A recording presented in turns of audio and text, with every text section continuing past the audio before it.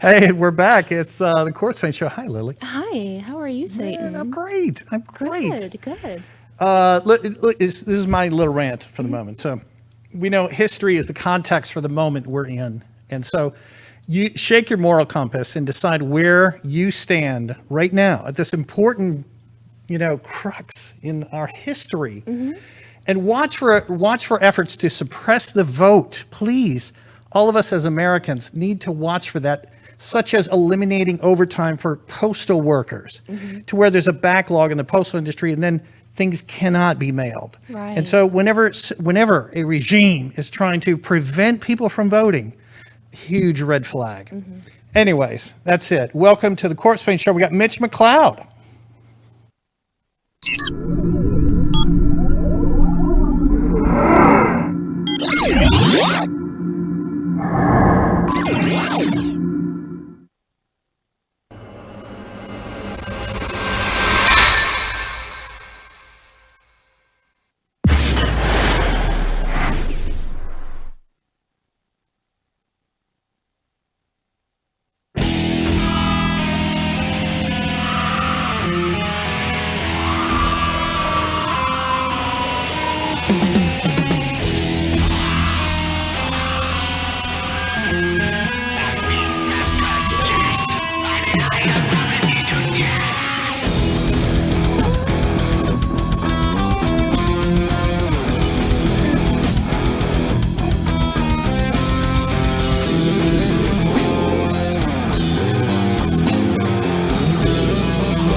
We'll bring on Mitch in a minute. I like having independent directors and producers on Right, yeah. who make vampire. I told him you're a vampire. Yeah, I did. it's true. Well, are you a real person? You were telling me that. Are you? I mean, I guess that depends on each person's view. It does, like whether they're breathing or not, or okay. So, do you go after necks? I saw a blood drive truck today, a big trailer thing. Yeah. And I thought of you. Oh, thank you. Yes, I thought you're probably in there finding blood. I don't know. So, this is Satan and Lily Lurid to my left, our lovely co-host.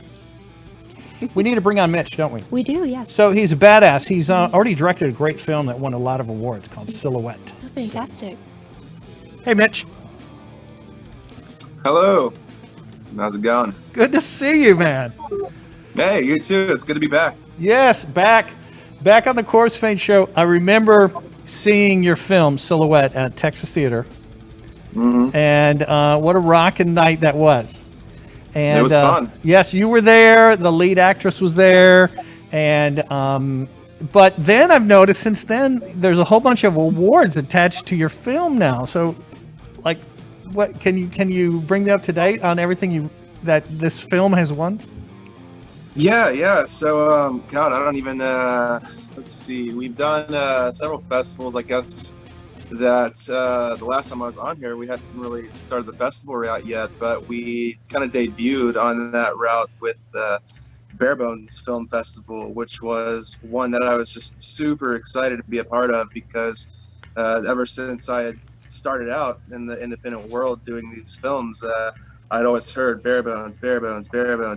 It's such a fun festival and supposed to be such a great time. And we went out there and we had a great time, and we saw some good films. And that was just kind of the first foray into what kind of came afterward. We actually we wound up taking Best Horror Feature at the festival. That was the first award they announced. Yeah, cool. fantastic. Very nice, yeah. Yeah, but what excited me the most, actually, beyond the just best horror film, is that we took Audience Choice Award as well for just Best of Fest in general. And I made this little slow burn, kind of depressing at times, feature film for an extremely low budget, and all these things. Like, basically, it has all these factors to it that I wouldn't necessarily assume that an audience would just flock to. But we won that award, and I was like, oh wow, okay. And then of course, April Hartman took Best Actress for that as well in a funny mix-up where they actually called Vivica A. Fox's name instead. She was up for an award as well. Oh, So we didn't actually find out until after the ceremony that she had actually won Best Actress. wait, rip off. So Hey, no, she didn't have her time to go up in front of people.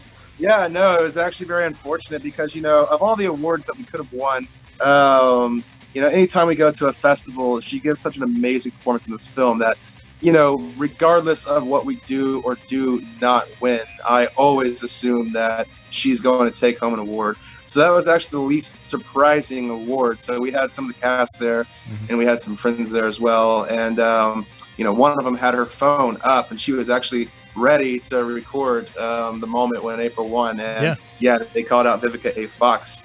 And I didn't even know that she had won even after that. I just kind of got on the website, and I saw the awards that were listed, and it said Best Actress April Hartman. I was like, whoa, like what's going on? So I messaged the festival director, and they told us about it. I was like, oh, okay. Hey, April, you won, by the way.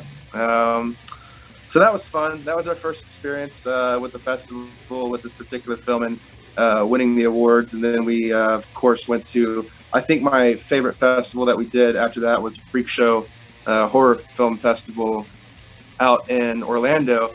And I was really excited about that one because I'm a Nightmare on Elm Street fan, and Robert Englund had attended many times. He's like spoken very highly of that festival and oftentimes makes it out there. So that was really cool to have that endorsement. And that was just another funny experience because usually when award shows happen, you get people up there and they like to talk and they like to announce this thing, so it can last for an hour or two. And so since we were out in Orlando, we figured, hey, we both love movies, my wife and I.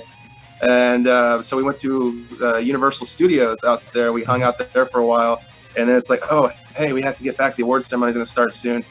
And so we get back, and I guess these guys in particular had just, they were to the point. And so we had actually kind of missed it. So I just come walking in, and the head of that festival is like, oh, hey, there he is. And he says, hey, come up here. April Hartman won Best Actress. And I said, oh, okay, great. And so I went up there, and I got the award, and I said a few words, and then I started to walk off. He says, oh, wait, come back. And he says, yeah, you guys also won Best Feature. And I was like, oh, okay, awesome. That was another thing, too. That was another surprise because, we were there in attendance with some films that had some names behind them. I think one of them was produced by one of the guys that produced the Texas Chainsaw Massacre remake. And then another one had Scout Taylor Compton in it, who had, of course, played Laurie Strode in Rob Zombie's Halloween remakes. Right. So, we had some films there that were powerhouses that had some money behind them, that had some names involved. And so to go in there and win with this $25,000, indie horror film, that was really cool. It felt really good. Well, back to bare bones. Was Vivica A. Fox there? No, Vivica A. Fox wasn't in attendance, and I don't really remember the exact award that she was up for. I know it was a different kind of thing. I think it actually might have been, I don't know if it was for the same category or what. I just know that she wasn't there, but she was in a film that was playing there, and they called her name instead. I was just hoping you didn't have to go. You didn't have to go like take the trophy out of her hand or something. Hey, Vivica, no. Yeah, that goes to April. Vivica, don't get in that limo yet. Yeah. Lily is going to keep us up to date on fans or maybe non-fans of yours, Mitch. I don't know. We'll see how it goes. We have a live chat room. Yes, Raven says that it was such an awesome movie. So you do have some fans in here. Cool. Who said that? Raven. Oh, okay. I don't know who Raven is, but thank you, Raven. I'm glad that you enjoyed it. Thank you, Raven. If you haven't left us a rating and review on Amazon and IMDb, then go ahead and do that for us. Let everyone know how awesome it is. Leave a review on Amazon, Raven. That's what Mitch is saying. And you know what? That is so important. It really is. This is an independent filmmaker. Yeah. And he's, like you said, up against films that have a lot larger budget and such. Yeah, let's see. We also have some hails from Richard Nettleton and Bob White. Hello. Bob and Richard. Heck yeah. Hello. Mitch, Thanks for being here. I see you around Dallas. You live here in town, right? Yeah, I do. I live over on the Haskell area, Haskell and 75. It's a place called the Moon Mansion that I would imagine that you're familiar with. But If not, it's a really, really amazing place. It's basically an old church that was renovated into a housing unit for artists, and then I moved out of there into an apartment building that they also own across the street, and it's a really amazing place. So the church now is just residential? Yeah. It's actually, I don't think there's very many people living there anymore. When I first moved in, it was being run by an amazing artist named Ashley Bellamy, who I guess had been running it since the 70s when he got back from Europe. And he basically found this old church, and the owner of it was in poor health. And so he came and basically wound up buying it for him very cheap under the idea that he would renovate it. And he did renovate it, and then he came into full ownership of it when the owner passed away. And he just renovated this old church and made it into a housing commune for artists. Unfortunately, Ashley's been in some poor health as well recently. So mostly that's been evacuated, and basically just has a few family members of his living there. Oh, and then, Gotcha, some of us have come to the apartments across the street. No, but Mitch raises an interesting point. Could we find some abandoned churches right now where the congregations have moved on or decided they're not religious anymore? And I don't know. It would seem to me right now there's a vacuum, and maybe there are other churches like this that, Possibly. that's the goth community or artists could use in vampire people. Interesting. It's certainly an interesting thought. That'd be amazing if it worked out. Yeah, and horror filmmakers, and Yeah. I'd like to convert a religious institution into something new. Oh, Mitch. We had a little teaser already on the bottom of the screen that said you're working on a script for Yankee Rose. And speaking of satanic stuff, wink. Isn't Yankee Rose have something to do with Satanism? I'm sure my mom will be thrilled if she's watching this right now. Yes, it does. It's actually it's Yankee Rose, and it's intended to be marketed as a quote unquote satanic love story. And I love those. I don't want to, I don't want to say that that it's just about Satanism, because I think that would be unfair. Yeah. You were actually talking about before I, jumped on and the show started up. You're, talking about the suppression of, certain things, certain aspects of people's lives, and being suppressed. And I think that's the big theme of this film. Oftentimes, victims of that suppression are, in fact, women. Oftentimes at the hands of powerful men, greedy men, power-hungry men. And so at the core of the film, that's what it's about. It's a woman who has suffered that suppression, who has suffered that all of her life, and she's now middle-aged, and she's kind of learning to come out of that and love herself and accept herself. And of course, when it comes to the suppressors, that's a very dangerous thing. And so things happen, very dark, very terrible, very violent things happen throughout the course of the film. But the Satanism, where it comes into play, is that I don't know, I guess 2, maybe 3 years ago, I took a great interest in Satanism and the philosophy behind it. Because I'm not a religious person. I was raised religious. I know about various religions, but I've chosen to no longer hold myself in that area. But it's actually funny because a good friend of mine who is a devout Christian and, really gets into all that stuff, it was actually having a conversation with him. I don't remember if I'd already decided to order one, and I told him that, and he even more heavily encouraged it, or if it was him that just implanted the idea in my head. But I left this conversation basically deciding to read the Satanic Bible. And even though he's a Christian, he's very much into the philosophies that book presents, because there's a lot of misconceptions about it. There's a lot of misconceptions about what Satanism is.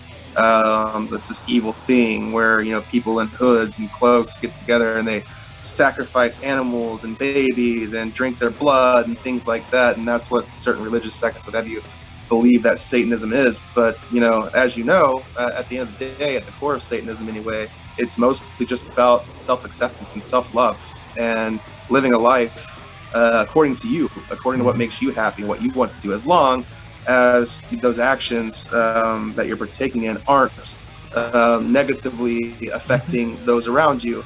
And so to play with that theme of just that self-acceptance and self-love and really see how it ties into Satanism, it gave me a lot of opportunities to kind of create this world based around that philosophy. And so that's where the Satanistic aspect comes into this particular story. Does she drift that way? Is that kind of what you're implying? Yeah, in a way, yes. In addition to the Satanism, another strong aspect of the film does involve witchcraft, which doesn't always go hand in hand with Satanism, but oftentimes does seem like the principles and the philosophies kind of collide. Because, you know, a lot of it's just the same thing. You know, witchcraft, Wiccans are about, you know, the self-love as well, and also the acceptance and understanding of the universe and nature and how that applies. So I just kind of wanted to put those two philosophies together. But she does start leaning in that direction based off of her interactions with a younger woman that she meets who is a witch. And that's a slow reveal throughout, but not necessarily a spoiler. We know she does it for sure. But yeah, it's just about unlocking that self-love and that power and that magic that every single human being who's living today has the potential to tap into if they care to learn how to tap into it. Yeah. If you're when you're doing your casting call, reach out to Lily and I. No, if you're doing any scenes that are witchcraft, or maybe they're symbolic, or maybe they're dream, or whatever, you know, just keep us in mind, because I'd like to. I definitely need a lot of cult members at one point in the film. So you know, all the cult members I can get out. Yeah. So it kind of flips it on its head, where, you know, rather than the people who are interested in the witchcraft or interested in the Satanism, rather than them being the bad guys, they're the good guys in this film. They're the ones who are trying to do the right thing, and the oppressors and the antagonists of the film actually belong to the local Reformed church, where the reverend of that church is the head antagonist. I kind of wanted to flip it because, you know, too often you just see those people presented and painted as evil, and I don't know, I felt like it was time for a change. Yeah, cool. Yeah. Definitely, man. I like the way you think, Mitch. Look, and I know a lot of things are popping up here, so Lily, just keep us informed. Let's see, Richard Nettleton says, "Love me some witches." Okay. So, all right, he will watch your film, I bet, Mitch. Go for it. Thank you, Richard. And Raven says that they will go back and do that review on Amazon. Yay, Raven! Hey, Raven. More important than anything to an independent film director, right? My gosh. Absolutely. Mitch, when you're making a film where you have to control everything, and you try to control actors, and sometimes they get a little ornery, and then you're on limited budget, maybe limited time, and maybe people are, you know, have limited time to help because they have other jobs.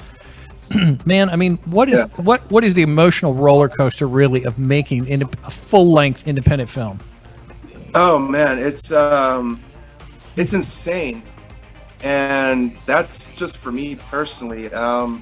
I can't even imagine how it must be for other people. I've been very fortunate in the small amount of time that I've spent in this world to meet and befriend and respect some really incredibly talented people, and you know, it's been through, you know, doing I did a feature film for $2,000, Arc, a love story, and then you know, Silhouette, of course, was 25. But fortunately, I put my faith and my instincts in the right people who helped me, you know, do some stuff that was actually, you know, pretty decent for what we had, and luckily, like, those past efforts, those past works impressed some other people who I now have in my circle who work with me. Good. And who will continue to work with me. And you know, on Silhouette, again, $25,000 feature film, you had people that were working for well below what they were accustomed, well below their worth, and that was actors and crew. But again, fortunately, some of the stuff that I've done in the past, I guess, allowed them to put that trust in me. So yes, it is still difficult because when you have limited resources, you're juggling so much at once, so many things. but I really had these amazing people behind me that were just on top of it every single day. And there are days where, you know, I think it was actually the last day of shooting that we wound up hitting 19 or 20 hours that day of shooting. And I realized that we were going to hit that. And I realized that these people weren't being paid nearly enough money for us to hit that time span. And so I was just thinking about calling it and pushing the shoot to another day, so these guys could get home and get some sleep and, you know, do what they needed to do. But it was the crew, and they came to me and they said, "Hey, Mitch, no, like, we're here, we're doing it. This is awesome. Let's finish it. Let's get it done." So I had their support. So while it is challenging, I can't imagine how challenging it is to anybody who might not have that support system. Because these guys are also amazing, and they made it seem easy. They made it a lot better than it could have been with the alternatives. Man, fantastic. Yeah, I believe when people really believe in something, they can accomplish a lot. Yep. And so we felt the magic in the air. We definitely felt the magic in the air when we were on that set. So I think that we all kind of, I think there was a moment on like day 3 or day 4 where we all just kind of, I called cut, and we all just kind of stood there and felt like we were making something special. You knew something magic had just happened. And you got it on film. Hey, we did, and I'm very happy with the way it came out. Well, let's watch the trailer for Silhouette right now. Yeah. This is the award-winning from Bare Bones Festival and Freak Show Festival. This is the trailer for Silhouette, and directed and written by Mitch McLeod. I can't wait for you to finally see it. I really think this is going to be the change I've been needing. Amanda. Yeah.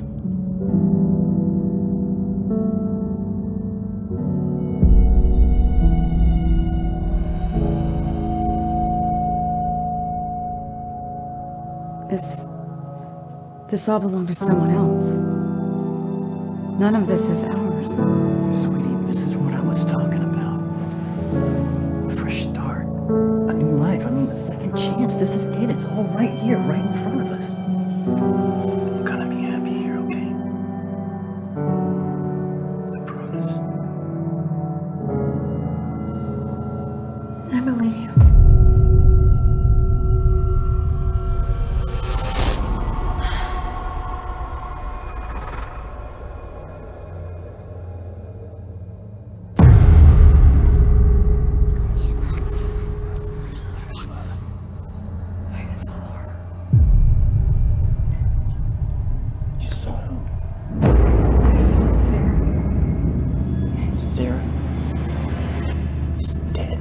You don't think I know that?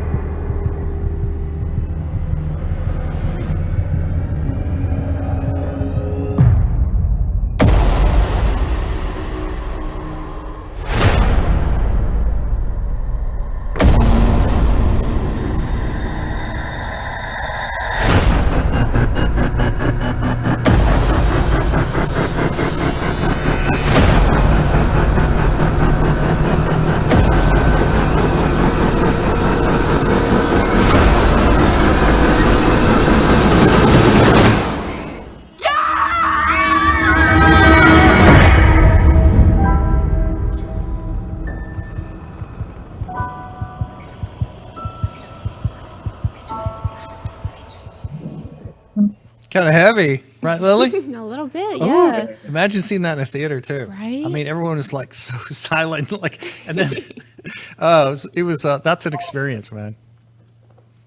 Yeah, it was fun, and seeing in the theater really is, even for me, like the guy who made it, like seeing in the theater is just a completely different experience. Yeah. Especially in Orlando, that Freak Show Horror Film Festival, they really knew how to put on a screening. That was just an amazing experience. Did you watch it with the audience, or did you go to Universal Studios at that moment? No, so like most of the time I didn't watch with an audience. Like I'd watch some of it and then I'd walk away and I'd go out. But couple of festivals, we mostly were okay, but we had like, one festival where it sounded awesome, but for whatever reason, whether it was a misplaced light that was hitting the screen inappropriately or whatever, the image quality wasn't quite where it needed to be, or vice versa, where it looked fine. But there was like one festival that didn't realize how we had set our sound, which is supposed to be abrasive and like, over the top at times. So it kind of blew their system out at some points. So, little column A, little column B. But when we went to Freak Show in Orlando, I definitely stayed there the whole time because it was like the one where it looked amazing, it sounded amazing, and it was just like experiencing it for the first time all over again. So definitely stuck around for that. Heck yeah, man. The what is Arc a Love Story about? Arc Love Story is about a bunch of millennials who think that their problems matter.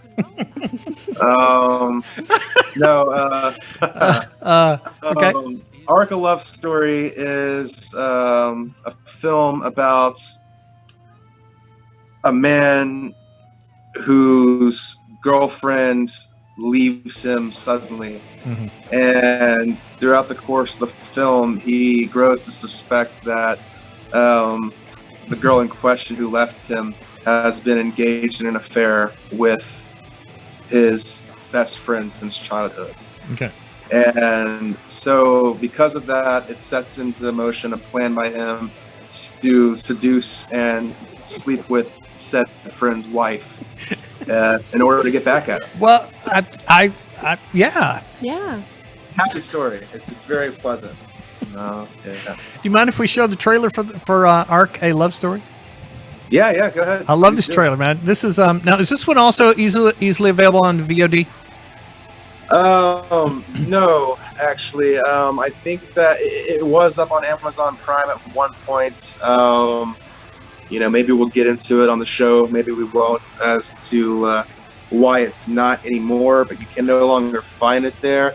I think it's still available to purchase on DVD from Amazon, and you might be able to find like a bootleg somewhere on YouTube, but that's about it right now. Well, okay. So whenever you see a boot on YouTube, do you just dive in and watch it, or I kind of now we're friends with Mitch. I think to myself, my God, I would feel guilty doing this, Right, yeah. But how do you feel about it, Mitch? Well, normally I would say that's a no. Absolutely not. I think the only movie I ever watched a pirated copy of was Antichrist back in the day, and that's just because I really wanted to watch it and I couldn't find anywhere to do it. But I also eventually wound up paying money for it. But normally I say it's a no, especially for indie films. But taking away money from any film, big or small, is a bad thing. Even Game of Thrones suffered for it. They couldn't use some of the budget they wanted to for other things because they were losing money on pirates. But since this one isn't available really in any other way other than maybe snagging a rare DVD copy on Amazon, I say go ahead. Okay. So, all right. So this is Arc, a Love Story. This is the trailer for. I just like seeing your trailers, man, and your work. This is a chance for us to do that, and here it is, Arc, a Love Story. Find the full film, but here's the trailer.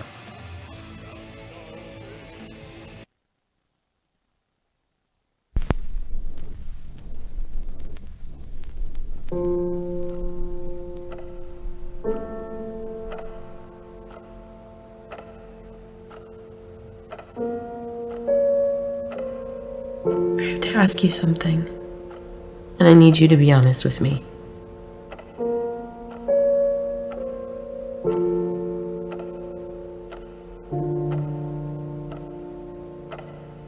You've always made me feel important. You've always made me feel safe.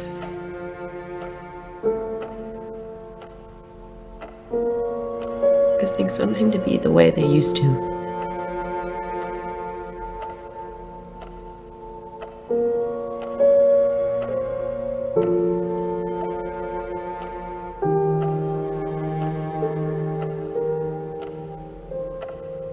Will you please just be honest with me?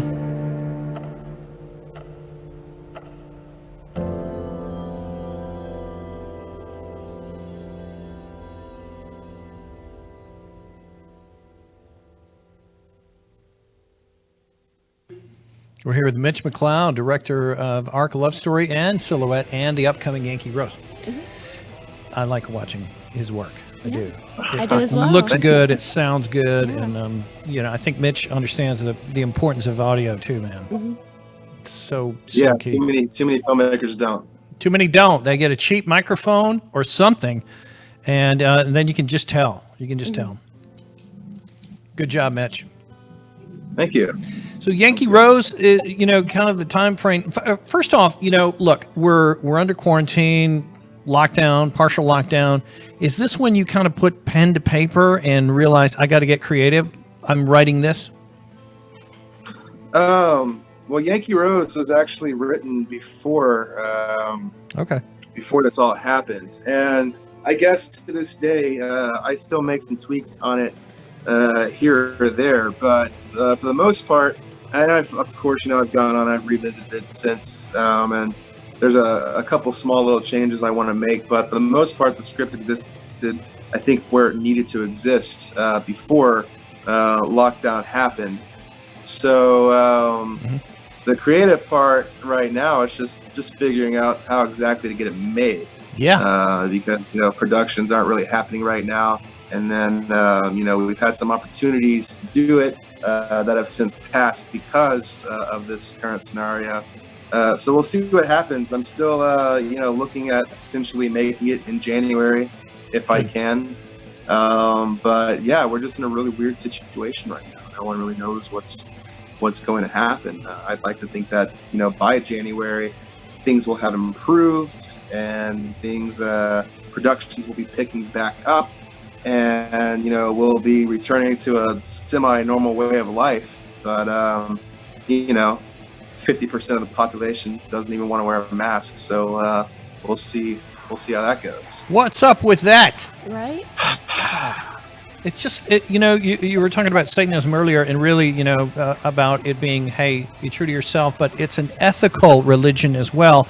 Religion's not the right word. It's an ethical theme of your life. And lifestyle. And part of ethics means you live in a community. We all look out for each other.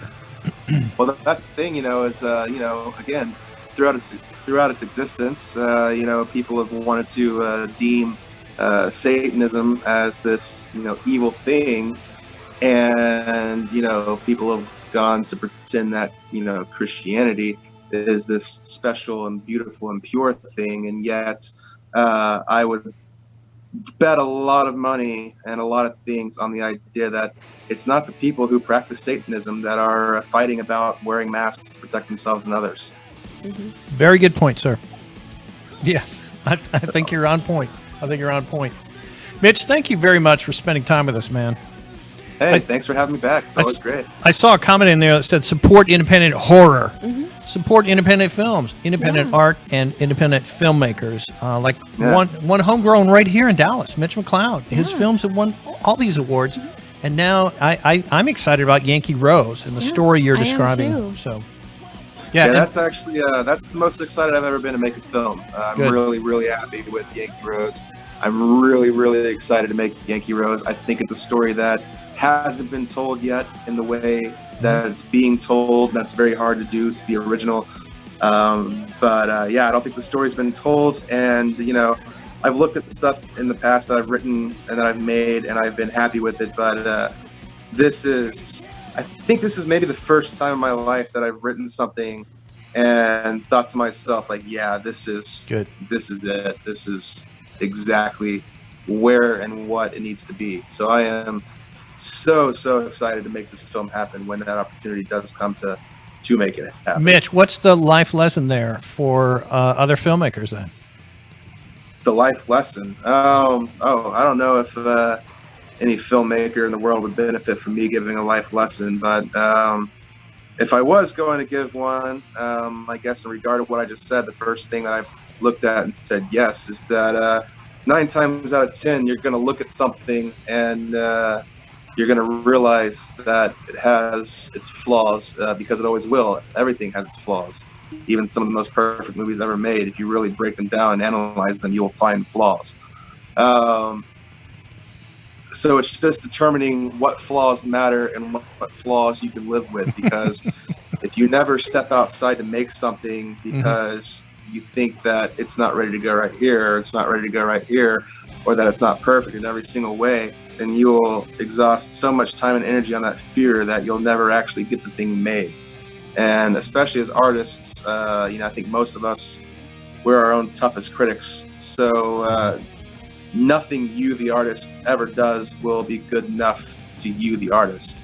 But at some point, you have to cast fear aside, create the art, and then put it out there and let the audience be the judge. And sometimes you get a great audience, and sometimes you'll have your work placed before morons. But there's benefits to both of those things. So. And also that you, I get the impression you were saying that you've grown with each film. Arc, Silhouette, and now Yankee Rose.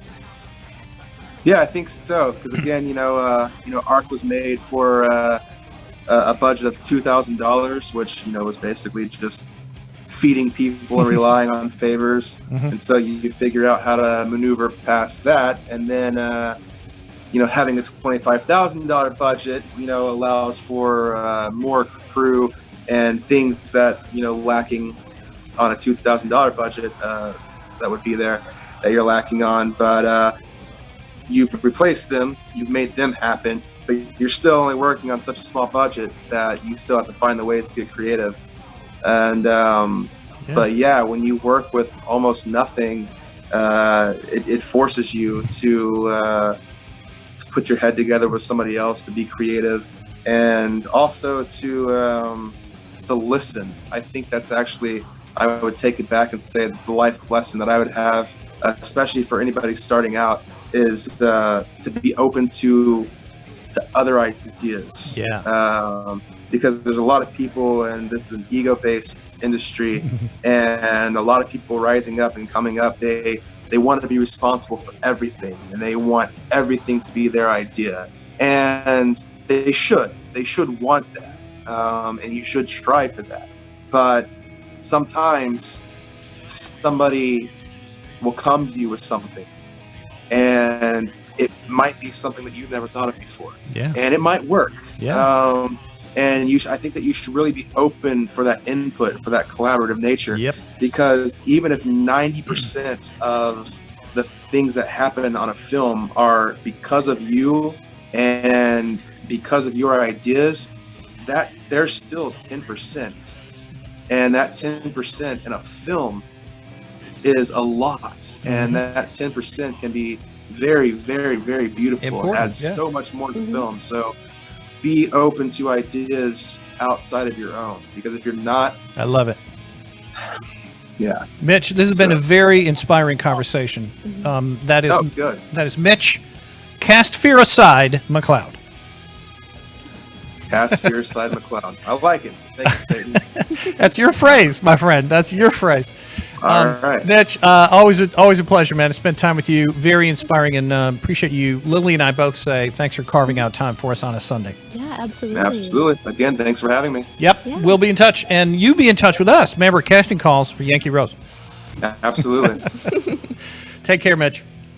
Bye-bye. He gets things done. Yeah. That's what I like. He's put out 3 films. He worked hard on them and put them out. Yeah. And that's the key. That's the key. They may not, like you said, may not be 100% perfect. Yeah. Let me know who's chirping in. Chirping. Let's see, Raven says that those were so awesome. Cool. Yeah, I agree. Great trailers. Look, today is, I'm going to jump to birthdays. And then we're going to show a video about coxswain. Is that cool?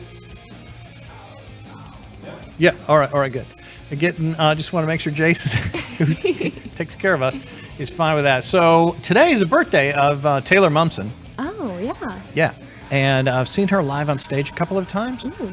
I was on stilts in the audience, and she called me out. Really? Yeah, it was badass. There she is. Happy birthday, Taylor. And also, Mr. Mick Jagger has a birthday today. Yeah, that's him from last year. Just kidding. And yeah, that's right. I think that's from the 70s. And so, heck yeah, hails to Mick and Taylor today. Last week, you were not here. I was That's totally fine. You deserve a week off. But we got into a discussion about coxswains, okay? And then Richard started chiming in, and I don't know, it was getting kind of lurid. Gotcha, gotcha. Just How dare you get lurid chat- without me? went into anarchy. Is all. I feel that's the best way we can describe this. All right, so I have learned since then that what I was calling a coxswain and Richard called a coxswing is actually a coxswain. Coxswain is how it's pronounced, all right? This is a non-athlete who is part of team rowing, okay? And what they do is they yell to the rowers. So we found a cool video of a coxswain, as it's called. And this is what they do. Lights in! Full! 20 high! 1, go together! 2, off court! 3, stand! 4, quick! 5, up Washington! 6, 7, 8, 1 seat! 9, 10 more! Power 1, 2, 42! 3, level away! 4, off court side! 6, 7, 8, 2 seats Washington and 1! 2 big shifts, 1 big shift, 2 lock this down, lock them in, 5, 6, 38, 7 ready to go down, 8 with a big ratio, and 1, 2 settle in, I'm 3 seats off Western Washington, ladies, I want to get right Live. No, Mike's. Yeah. Okay. So she's saying like 2 seats, and I think that means like they've gained 2 seats on the other rowing team next to them. You know what I mean? Sounds like she might be calling out like other like the certain people in her boat. Like, Yeah, like you better row. yeah, Possibly. harder. Pull it. Right. Do you want to win? So then start rowing better. Who's gonna handle this win? You are fucking walking through Western, baby. Yeah, we're doing it, baby.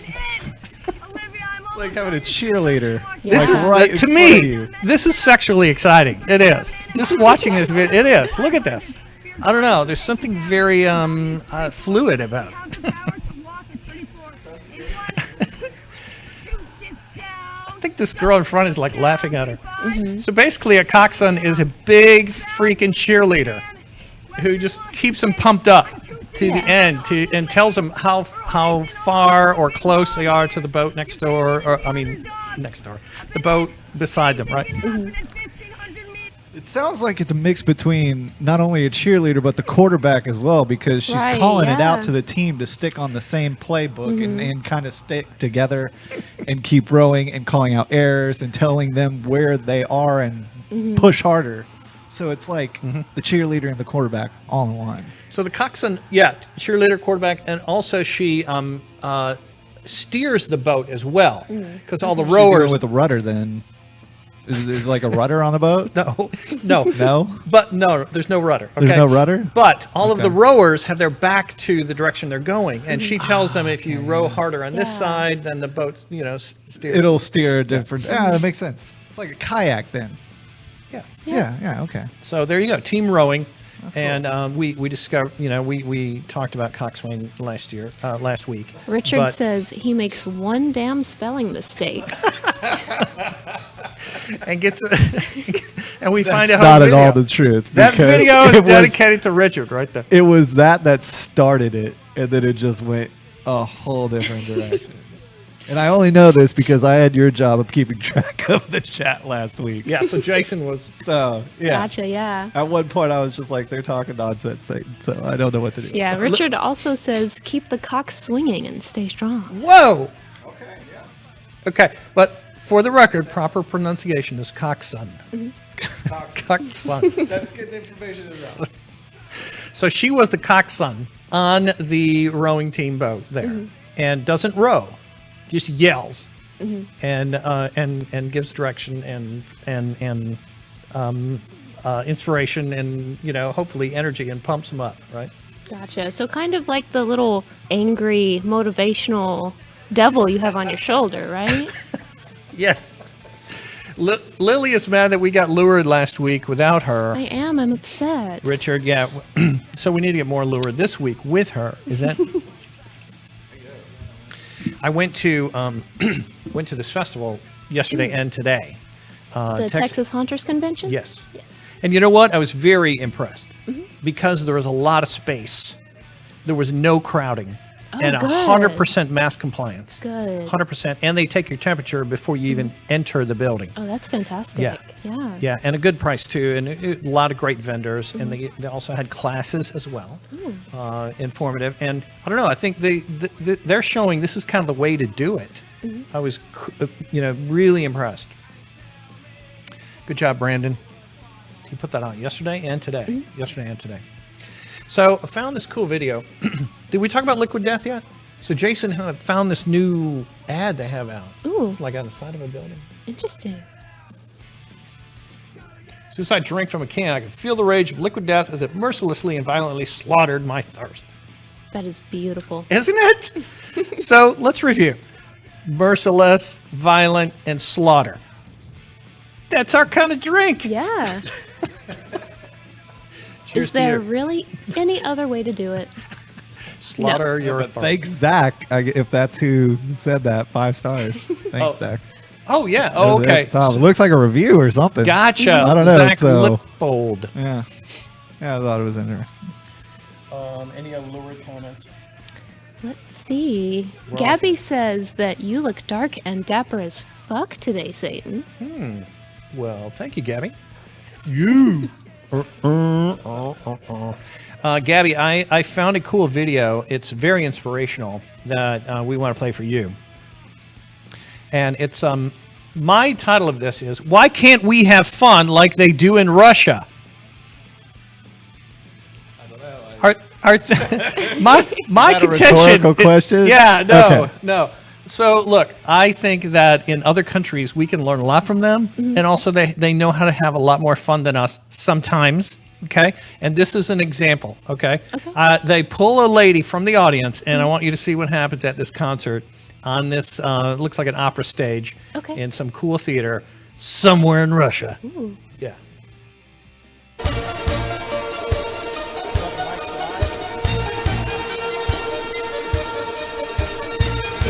So we're live on this, Lily. Yeah, we can talk. I see. Nice. You recognize the song? I do, yes. You do?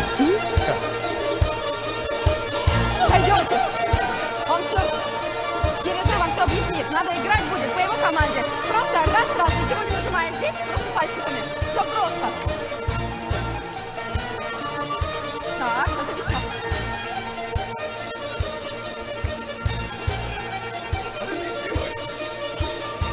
I pulled her from the audience. I know. And she's, Did they give her an instrument? Yeah. So And she's she's- just playing in the band now?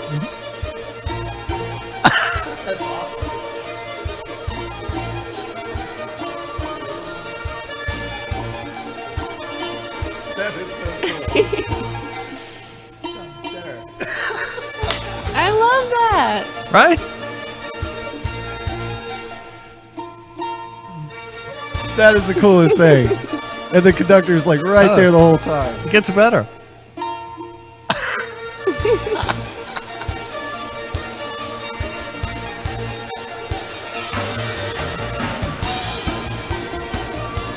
I just can't stop moving.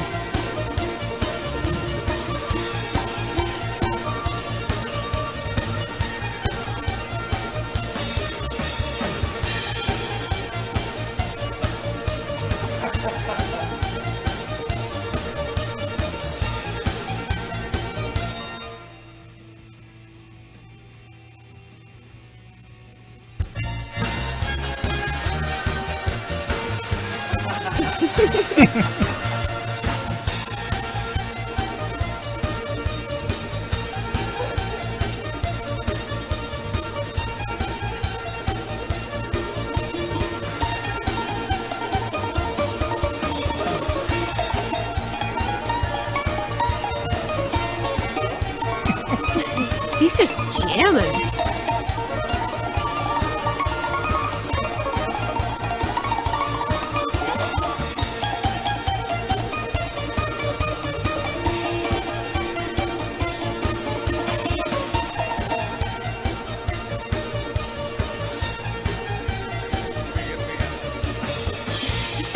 So we're going to fade out.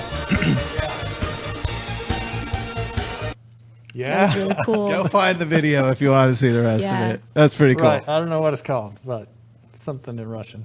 When I downloaded it, yeah, it was a bunch of Russian. I couldn't tell you. Richard says that they need to tour, and that needs to happen here. And pull the most innocent looking person out of the audience, right? We'll have like Gabby sitting in front and she'll be like all quiet and innocent, but then she's like really good up there. Hidden talent. Liquid Death says murder your thirst and death to plastic. Yes, indeed. And we say register to effing vote. If you Please want do. something to happen in this country, that is one thing you can do right now. You can go online and check to see if you're registered and be sure that you are. Do that now. That is something you can do today.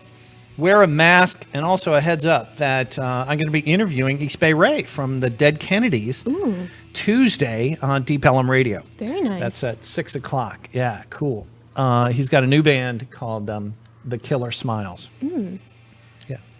Yeah. Isn't it? All right. Yeah. So, yeah, East Bay Ray from Dead Kennedys. I'm really looking forward to that.